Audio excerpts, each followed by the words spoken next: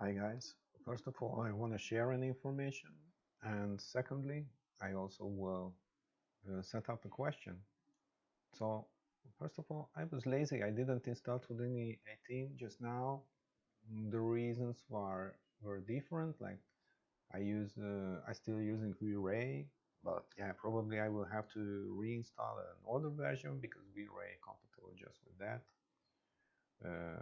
due to the official statement. But anyway, so when you are clean installing Houdini 18 and you don't leave anything behind, then you will face, like everybody did, that you will not be able to find GameDev toolset. You will not be able to find GameDev toolset in in your tab menu. So basically, the tricky thing that you will not be able to find it even here on the shell. And what you will have to do is like making a new shelf with this plus icon, and you will have to find sideFX labs.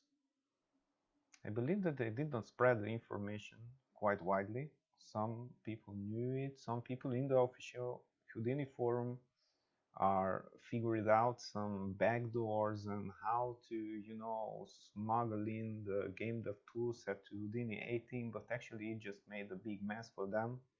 So yeah, that's the new name. You have to enable this sideFX labs, and when you do it, then immediately here will appear the update tool icon. You will have to update it and then restart Houdini like before, and then you will have the GameDev toolset. And actually, to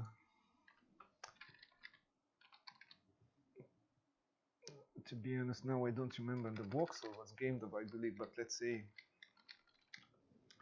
Auto UV, I believe all of them will come through the engine, or it still didn't figure it out. But to be honest, I still don't say the GameDev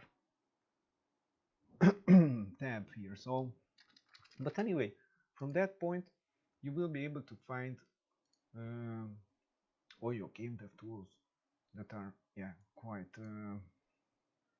quite cool to use. So basically, I made this little box, and I just give the soft normals, just to see that here is a GameDev node. It works perfectly. And then I using GoZ to go to Zbrush. And then I go to Zbrush. Yeah, to be honest, the same story. I have, of course, a legal Zbrush license, and I was lazy to update it, so I just updated to 2020. Since now I use the 2019.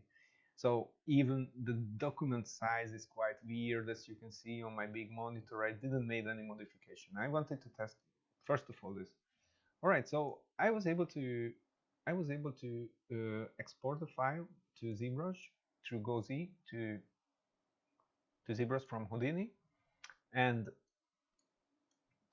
let's see. I make some some crazy things and some modifications, and then I say, first of all, I want to show you I have preferences, pass to Houdini, and here it is, Houdini.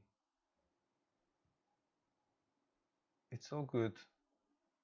It's all good. Here, let's say, no, not Maya, not for 3D Studio Max. I want Houdini.